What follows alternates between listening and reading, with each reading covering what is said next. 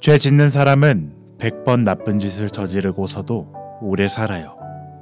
그러나 나는 알고 있어요. 하나님을 두려워하여 그분을 섬기는 사람이 잘 된다는 것을요. 악인은 잘 되지 못하지요. 하나님을 두려워하지 않는 사람은 오래 살지 못하지요. 그림자처럼요. 아멘. 우리는 살아가면서 종종 의문을 품게 됩니다. 악한 자가 잘 되는 것 같고 의로운 자가 고난을 겪는 것처럼 보일 때가 있죠. 마치 세상이 거꾸로 된 것처럼 느껴질 때가 있습니다. 전도서의 저자도 같은 고민을 했습니다.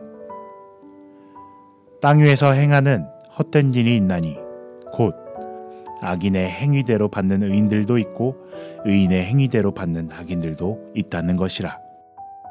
때로는 이런 현실 앞에서 우리의 마음도 흔들립니다.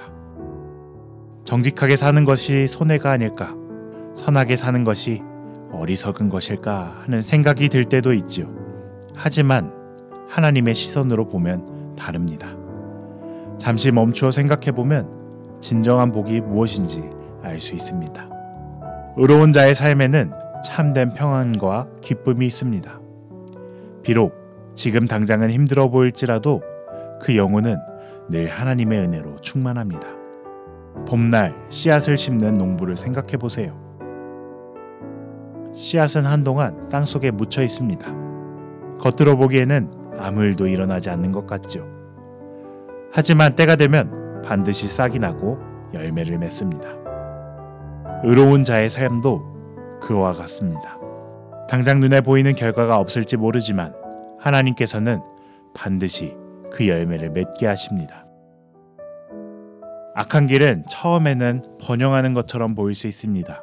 하지만 그 끝에는 참된 평안이 없습니다. 마치 모래성과 같아서 겉으로는 화려해 보여도 그 기초가 견고하지 못합니다. 바람이 불고 파도가 치면 금방 무너져 버리고 맙니다. 우리가 살아가는 이 도시에도 불의한 일들이 많습니다. 때로는 그것들이 우리의 마음을 힘들게 할 때도 있죠.